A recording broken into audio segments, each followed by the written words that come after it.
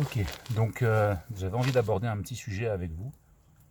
C'est pourquoi célébrer euh, la roue de l'année. Pourquoi. Bon, alors, quand c'est la saison claire, c'est facile. Quand c'est la saison sombre, bon, encore Samonios, ça va. Après le solstice d'hiver et Imbolc, ça dépend. Ça peut être compliqué. Euh, Parce qu'évidemment, l'idée, c'est de ritualiser dehors, de se confronter aux éléments. C'est une première raison. Pourquoi se confronter aux éléments? Pour voir les choses d'une certaine manière, hein, de voir les choses telles qu'elles sont. C'est-à-dire quand il neige, il pleut, il fait froid. Voilà, on peut pas. Si on est dehors pendant 2-3 heures, on va le sentir. On va sortir de notre confort quotidien et on va se confronter à la saisonnalité du moment. Donc, quand il fait à Lugnazad, par exemple, des fois à Belten, il peut faire très très chaud. Ben pareil.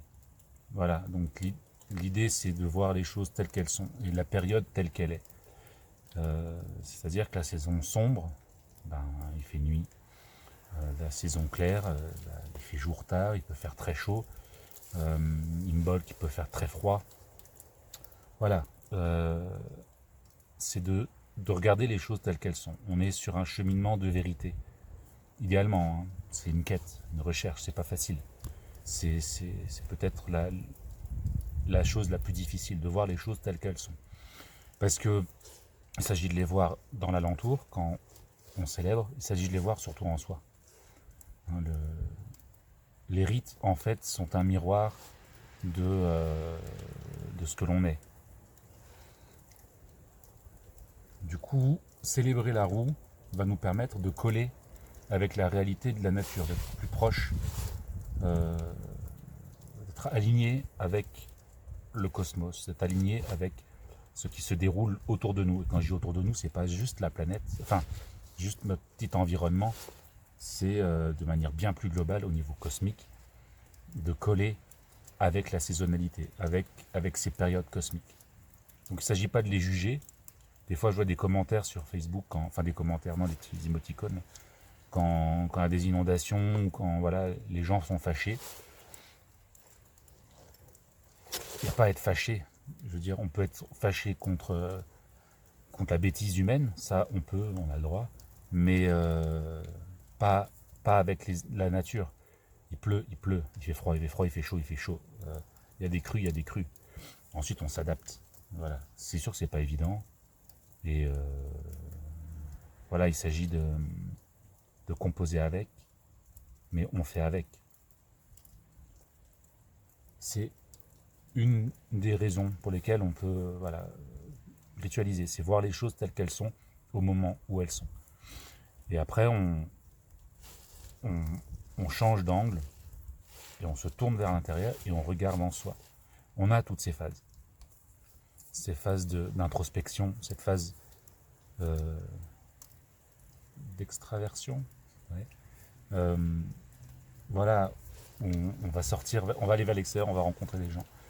De temps en temps, on va pas avoir envie, on va rester chez soi, on va rester en soi, dans la joie, dans la peur, la tristesse, la mélancolie, euh, la gaieté, l'envie de partager, l'envie de chanter, danser. Voilà, ce sont des phases qu'on va rencontrer dans nos vies et ritualiser à certaines périodes permet de marquer le coup, de dire là maintenant c'est la saison sombre qui commence, l'introspection. Je regarde en moi. Alors idéalement il s'agit de regarder en soi en permanence, mais là on va marquer le coup, on va à ce moment-là, c'est le moment pour le faire. Il y a d'autres facettes. Hein. Là, je parle d'une facette des célébrations. Euh, donc la deuxième facette, la première facette, donc c'est voir la roue telle qu'elle est, donc avec ses changements, ses variations, et donc s'aligner avec ça. Et la troisième, enfin pas la troisième raison, il y a beaucoup plus de raisons, mais une autre raison, c'est d'honorer les dieux. Une des triades célèbres, c'est honorer les dieux, ne rien faire de mal ou de bas selon la traduction, et cultiver la bravoure. Donc honorer les dieux, c'est à des phases de changement cosmique, honorer les forces en présence, honorer ce qui est là, voilà. Et remercier, rendre hommage et célébrer. Voilà, ça c'est pour faire très court. J'ai pas envie de faire des longues vidéos, parce qu'après c'est galère à charger, c'est chiant. Mais à regarder aussi, je pense. Donc du coup voilà, il y a d'autres raisons pour lesquelles on peut célébrer. Il y a des visions plus ésotériques, on va dire, voilà, qui correspondent à un cheminement. Mais ça, ce sont quelques clés qui peuvent, qui peuvent nous amener à ritualiser et à sortir, à se confronter aux choses et à vivre le moment, à vivre l'instant et à le célébrer, quoi. Voilà. Bon, je prépare pas les vidéos, je ne prends pas de... Enfin voilà, ça me vient et je dis un truc. C'est pas facile de parler tout seul. Donc, voilà, si vous voulez laisser des commentaires, partager la vidéo, dites-moi voilà, s'il y a des choses que vous voulez que j'aborde. Je donnerai mon avis dessus. C'est pas voilà, c'est pas l'avis général, c'est pas la réalité de tous, hein. Certains ritualisent dans des salles. Donc voilà, dans des pièces, enfin, bon, à l'intérieur. Donc chacun fait un peu comme il le sent.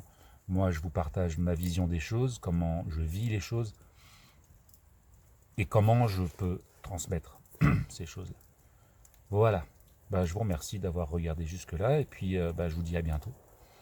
À partager, aimer, ça c'est le truc classique, hein, les réseaux sociaux, sinon ça sert à rien. Puis peut-être à bientôt en forêt. Ciao.